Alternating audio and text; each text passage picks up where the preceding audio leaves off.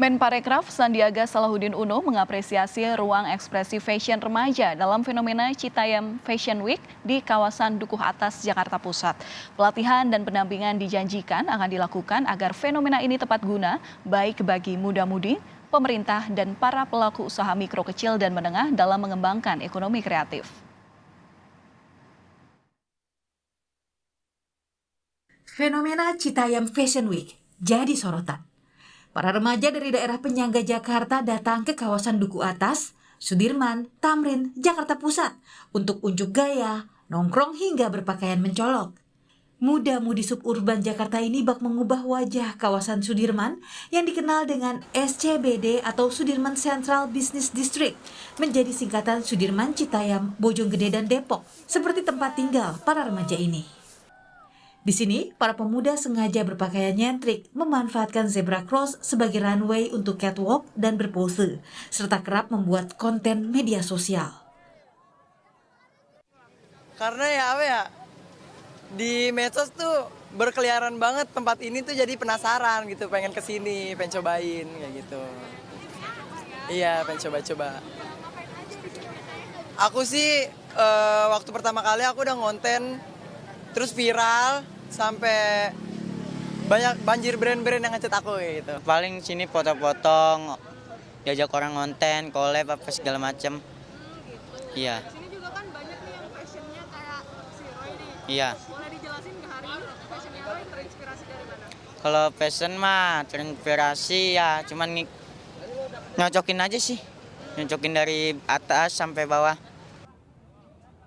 Gubernur DKI Jakarta Anies Baswedan pun menyambangi kawasan Duku Atas. Momen itu dibagikan Anies melalui Instagram pribadinya.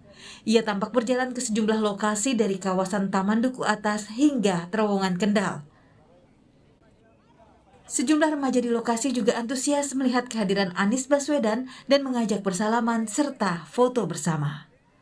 Dalam program Sapa Indonesia Malam, Menteri Pariwisata dan Ekonomi Kreatif Sandiaga Uno menyebut, selama dilakukan dengan positif, tidak onar, dan menjaga kebersihan, kegiatan ini diharapkan dapat menginspirasi dan mempromosikan urban tourism. Ada tren fashion yang mampu mengangkat sisi ekonomi kreatif. Paling tidak dari segi konten, fashion, dan juga memanfaatkan liburan sekolah selama dilakukan dalam bentuk positif. Ini menjadi konten yang menarik dan terjangkau ya, karena kalau kita lihat dari arah Citayam menuju Jakarta itu sangat terjangkau. Dan ini mempromosikan urban tourism, pariwisata dan produk-produk ekonomi kreatif. Kami bisa menyambungkan mereka. Ada platform-platform ekonomi digital, e-commerce yang bisa memberikan mereka pelatihan, pendampingan. Sementara terkait penolakan tawaran beasiswa pendidikan oleh Menparekraf, Sandi menyebut pesimistis remaja SCBD terhadap jenjang pendidikan dan karir masih tinggi.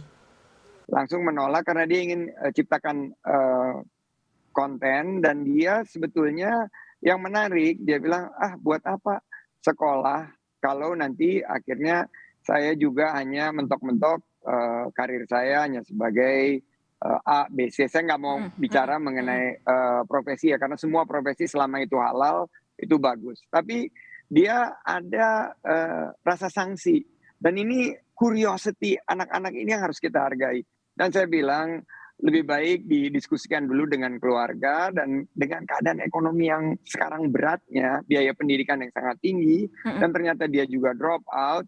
Justru bantuan pendidikan yang kita berikan untuk meningkatkan keterampilan para remaja ini merupakan suatu potensi atau suatu peluang yang harus diambil. Karena keuntungan lain dari menerima beasiswa ini, mereka mendapatkan pelatihan kerja, mereka tetap bisa buat konten, tapi dapat pelatihan kerja. Saya ini produknya beasiswa. Saya ingin, tadi kalau ketemu sama Roy, saya bilang, saya ini bisa ada di titik ini karena pendidikan, dan pendidikan saya sebagian saya dapatkan melalui beasiswa.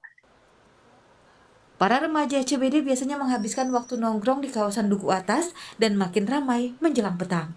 Pesona Duku Atas sebagai ruang publik dengan latar perkotaan dinilai punya magnet bagi pendatang.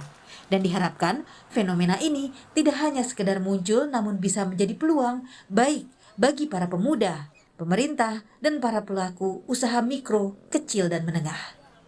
Tim Liputan, Kompas TV.